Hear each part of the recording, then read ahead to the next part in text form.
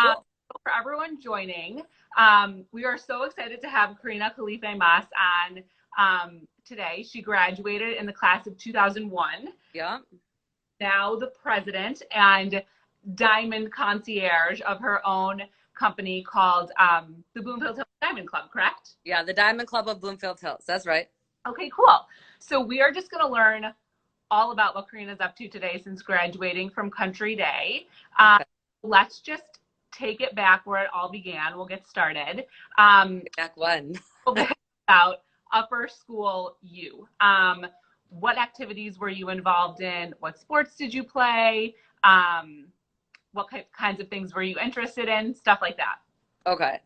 Well, first and foremost, I'd say I had a lot of random interests. One of them being my languages. I was in French, AP French, AP Spanish. I passed out of all those languages. Even in college, that helped me out. We can get to that later. But finishing one language, going on to the next. I used to compete in math. I loved soccer. I played soccer all 4 years. I played soccer. Okay. I liked to play. I didn't like to sit on the bench, so I stayed on JV and I was the captain. Love that. Goalie, the sweeper, any of that. I used to snowboard, and I loved doing the strength and conditioning we had back then. We had that as like a sport option, so I loved to do that. And my main activity, though, was Miss DeVogel was my advisor and the yearbook photo editor. Oh, okay. So you Yeah. were involved in yearbook, because I know that actually takes up a ton of time when you're. Yeah. So on top of always being in the advisory room, with Mrs. DeVogel and everything. So we would be doing all that too. So I loved yearbook and being an editor part of that. It was like a great way to get my club and activity points and stuff like that, but still be involved with the rest of the people like in the class. It was fun, Yes. I'm sure you actually learned a ton about Yeah. school and what was going on, Yeah. what if you hadn't had that role. So Yeah. okay, so you're getting to be a junior or senior, as so many of our students know right now. Mm-hmm. Time to either think about going off to college, or you're thinking about where you want to go. Right. So you went to Michigan. So how did you choose going to Michigan? Were there other places that you were considering as well?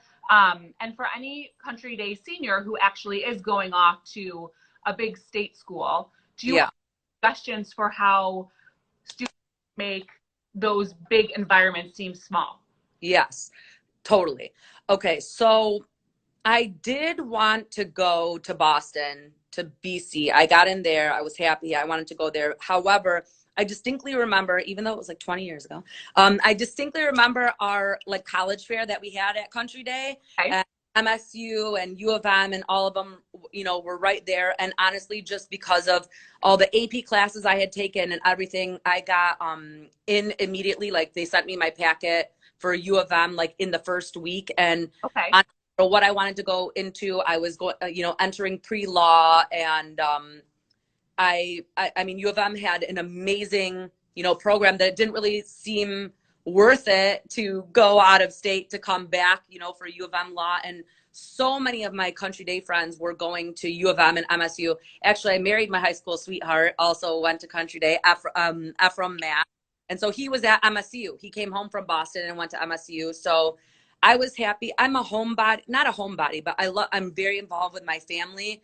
Okay. And so I guess it just ended up being a little more comfortable for my parents at that time, but I guess there was the advantages of having a big school, even though I was used to a little school, because U of M had so many options. Like even though I was pre-law, I loved criminal justice, for example. And they actually had a program for that allowed me to work in the jails and stuff like that. So I loved how U of M was a big university and had all those options. But within the university, I was able to pick classes based on class size. Okay. Classes, you have to take them. They have 300, 400, 500 students in them. And for me, it was like, you go to class, you have the PowerPoint presentation. If you don't want to go to class is kind of optional. It kind of was, after going from like 12, 14, 15 people in a class to like 300, I was like, oh my God, do I even need to be here? Like, what's the point? You know what I mean? Like the PowerPoint is right here. And so I went through a little bit of that phase, but if you're not able to manage your time and that's I procrastinate. So if you're not one of those people that can go home and set your own schedule and do all this, make it through, my advice is all those big classes, even if they give you the option that you don't have to attend the lecture, go to the let the teacher know who you are. Be even more involved in the labs. The labs are broken down into small things, small classes. That's where you really get yourself to be known. The teacher will know you through there. So I can operate more like a country day setting in Love that. In those smaller classes. And those are actually the classes that I ended up doing better in. Mm-hmm. All those smaller, higher level even, or like particular classes that I chose that weren't like a core class, I ended up doing better in them. I won't lie, I got a little lost. If I have any advice for people graduating right now, I'll tell you, take your AP classes, take AP. I can't say it enough. I literally passed out of a year and a half of college with over 25 retroactive credits. Yeah, I just did part-time for a year and a half because I didn't want to graduate early. Just 5 credits from French, 5 credits from Spanish, 5 credits from AP Calc, from Bio, from this, that. Country Day gives you so many opportunities. Yeah. There's so many different AP classes, and that's literally one college class. Each AP class that you take is credit for a full 5 credit, if you get a 5, on your AP classes. Right. But that was, a huge thing for me. That's really good advice. And I actually love what you said too about go to the classes, even in the big lectures, so at least the professor can see you and know who you are, because I think you can either, you can carry on into like your work environment. Like you always want to be the person who's known by, your boss and things like that. So right. In the sea. So definitely that's what I suggest. That's great. So you graduate from Michigan, and talk to us a little bit about like where your head was then, what you were thinking about doing, and kind of walk through your career and some of the shifts and changes that happened from the time that you graduated from Michigan. Okay, well, when I was entering Michigan, like I said, when I was entering Michigan, I was entering pre-law. I already knew what I wanted to do. And actually, right after I graduated from high school, I took one day off. The next day, I started working for a criminal defense attorney, Neil Fink. He's passed now, but he's amazing. And so I was working for him, and I decided that I wanted to go to law school for sure. By the way, U of M was amazing. It gave me so many opportunities to work on, that sort of stuff while I was there. So I got all the way through. I went to law school at U of D for a year, and then I had a tragedy hit, and my best friend was actually murdered by another best friend of mine. And literally stopped my life in its tracks. Yeah, I knew my family business was the jewelry business. I always had it like as I don't want to say my fallback, but I always had an interest. But my dad, coming from another country, was like, no, I want you to do better than me. I want you to do this. I want you to, so you have to go do something. So I'm in law school and finishing up my first, semester, and, my friend is murdered, and I'm called to testify in the trial. And actually, due to a technicality, with not being able to take my exams, I ended up withdrawing from law school. So I didn't lose my spot and didn't get kicked out, for the grades that I couldn't, because I had to miss those exams due to the trial. I withdrew to start again the next year. And I don't know, it was just like some sort of divine intervention. Losing my friend, having like a, horrible family tragedy happening, and also my dad having 2 strokes back to back, literally left my wholesale store, my whole entire family business, jewelry business, that my dad and my uncle ran, a 4-story, complex with a wholesale store, 2 retail stores, and all of it was dumped on my lap just within a month of dropping out of law school. And so, Wow. yeah, it was just like all of a sudden. And I thought for sure I'd go back to law school. But then as I got more and more into the business, I just realized that I was really like meant for this, and the connections that I made at school. And,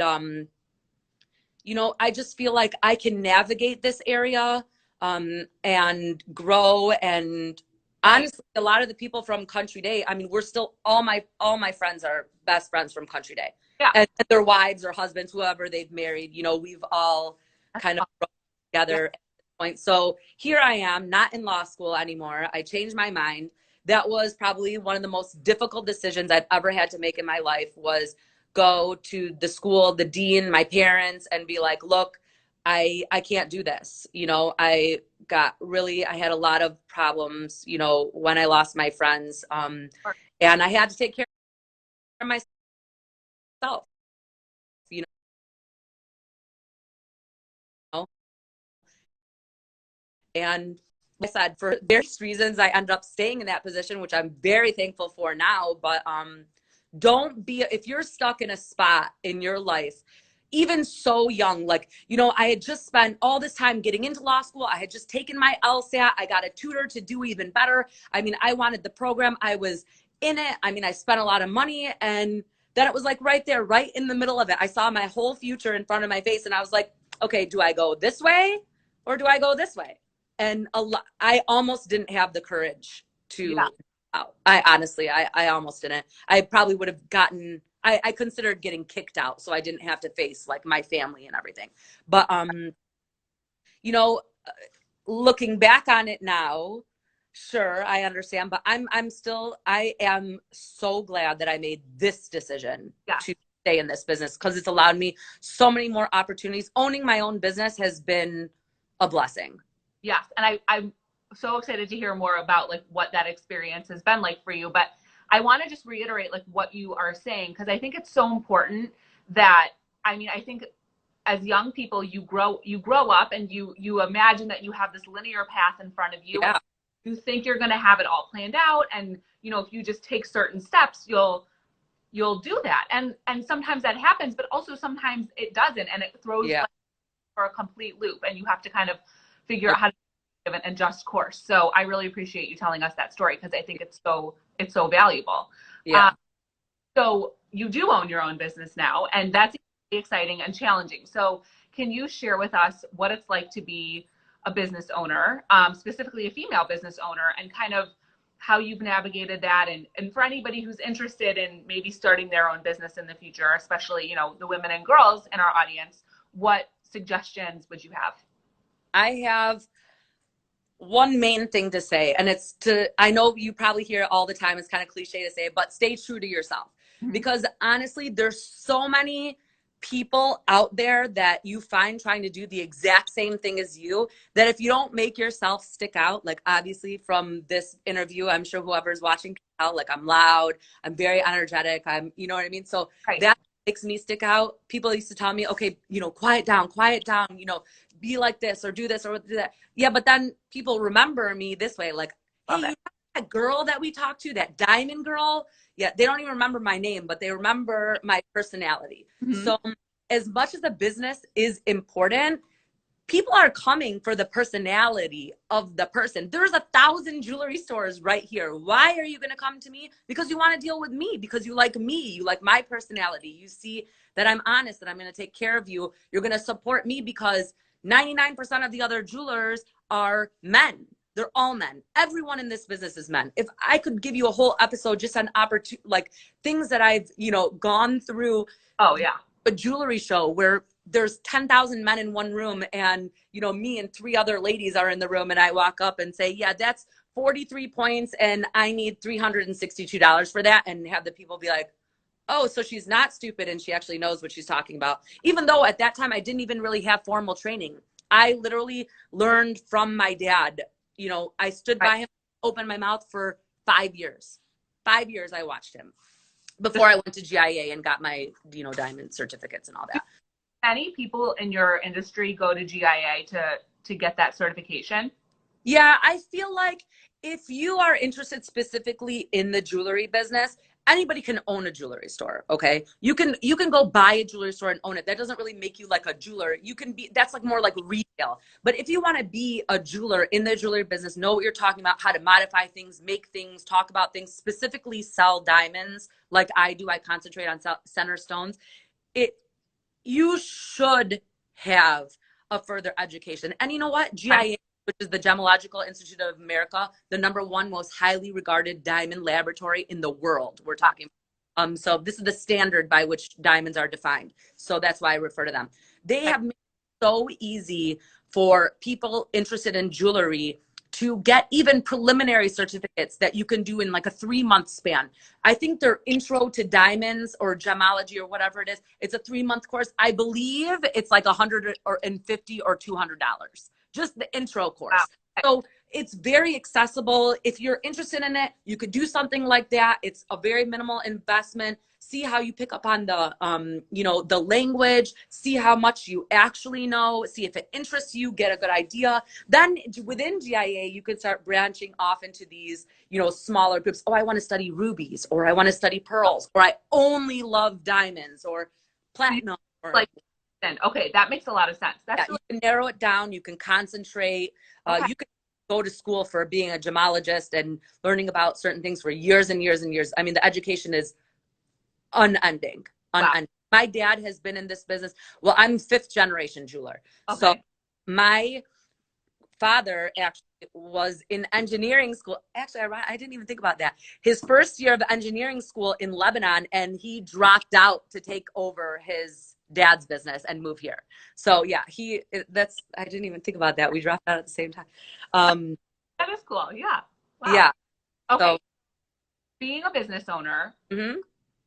Every day is probably different, but what are, especially now, some of the challenges that you've faced with being a business owner? And then I would love to hear about, some of the successes that you've had too. Sure.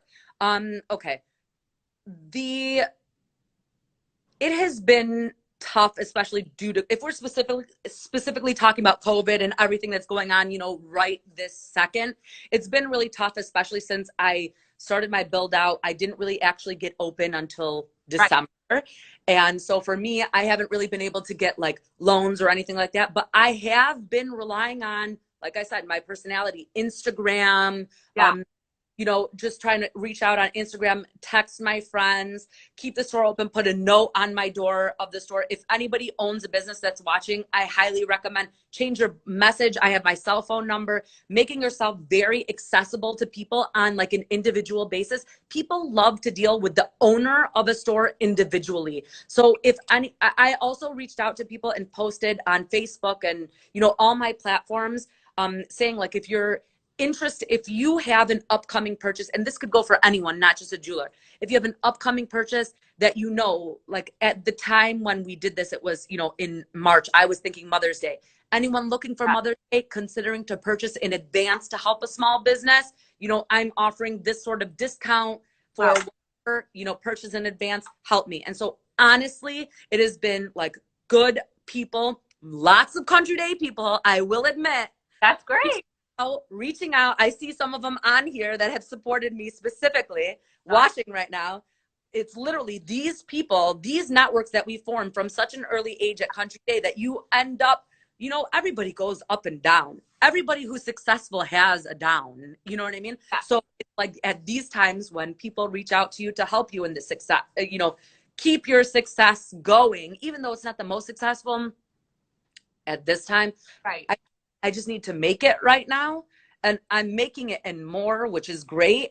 And give back and help other people because we are in it together. But even further than the COVID thing, honestly, you don't know what could lead to a sale. Carry business cards with you. Always talk about things. I wear my jewelry.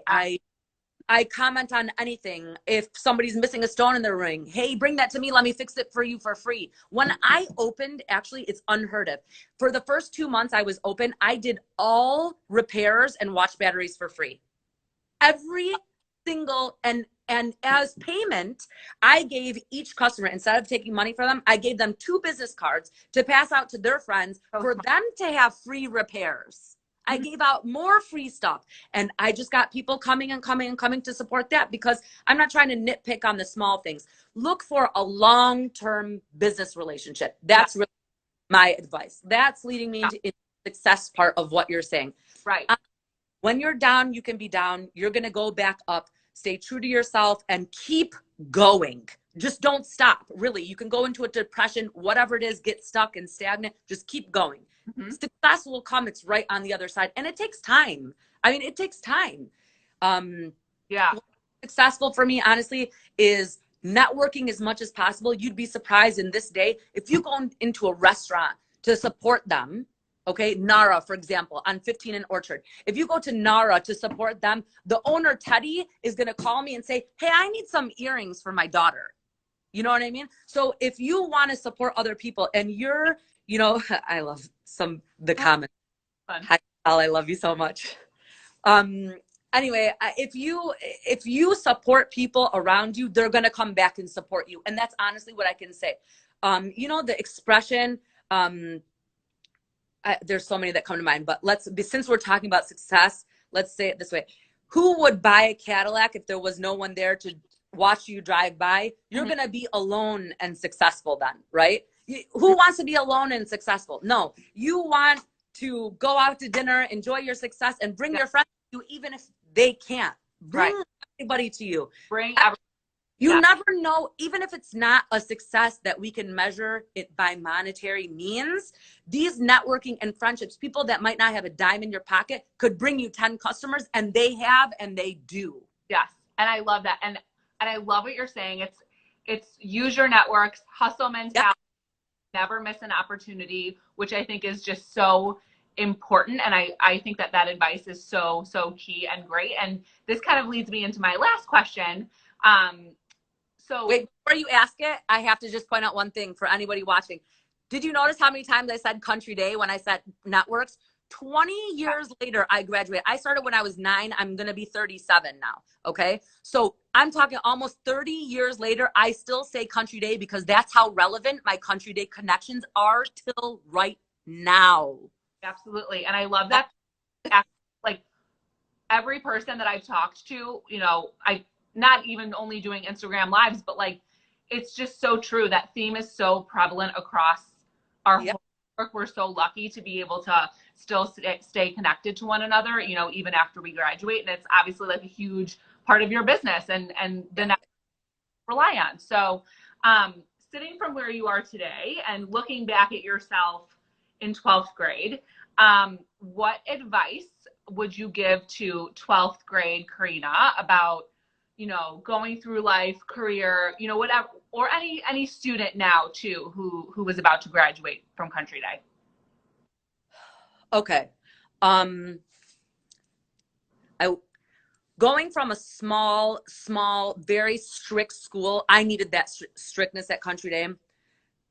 I can describe it like you might feel like a caged tiger being released into a new world. Okay. That's really legitimately how I felt. A lot of people might actually feel that way as well.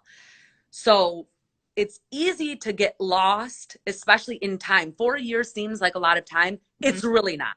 So it's, of all the things that I thought I did, like I made like a list of all these things I did, in comparison to what I could have done, I'd say literally explore anything you might want to, because this might be the only chance you get. If there's something you want to look into, like I joined, for example, the Big SIB program to mentor little kids for 1 semester. Why? I wanted to do it. When else do it? You know, volunteer in a hospital, or, you know, work on the clemency project like I did to get people released from jail. I mean, you don't have a lot of opportunities. So use that college time wisely. Yes, you're going to party. I know that. I get that. I did it too. We all did. But don't make it a 4-year-long party. And really, I mean, keep those connections. Honestly, keep those connections going.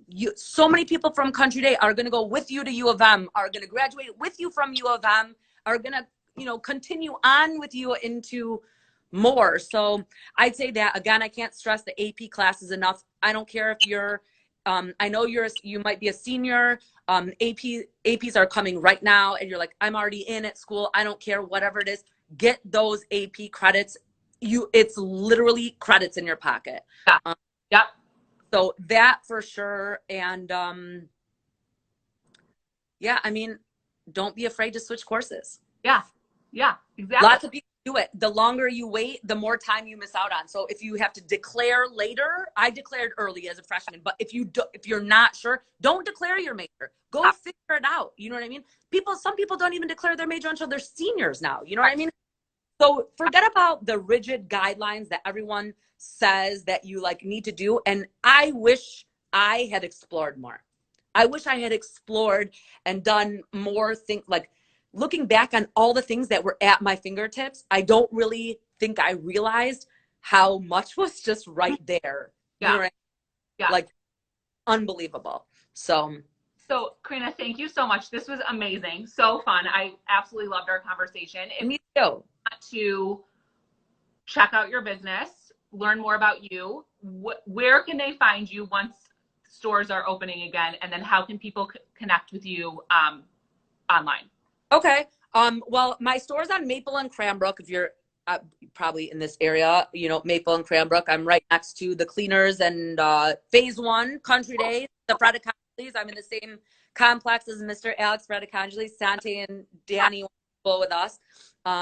So I'm right there. I am open by order or appointment if you need me, because some people do need jewelry. I'm by myself, so no one's in here. I have my mask. I'm not wearing it obviously right now. I mean, I'm not open all the time, but you can reach out to me on my Instagram, the Diamond Club with 2 B's at the Diamond Club. Okay. Or you can email me. My info is in my Instagram. You can text me. You can DM me. I mean, honestly, I'm really open. My store number is 248-988-4450, and my cell phone and messages are on there. So if anybody needs me, reach out. I'm buying gold. I'm selling things over 60% off on a wholesale price. Literally, I have items from $30 and up. If you are not into meeting face to face, send me a picture. I'll make it for you. I'll Venmo me or give me your credit card and I'll drop it off on your door. No contact. So that's awesome. Reach out to anybody you know that has their own small business and support us at this time. It's really important. Thank you so much. And Karina is now on the Country Day Alumni Council, so you'll be seeing a lot more of her. I'm back, baby. In our community, but we are so happy to have you, and thank you a million. I have you guys as a part of my life too. Okay, we'll talk to you soon. Bye, Annie. Bye.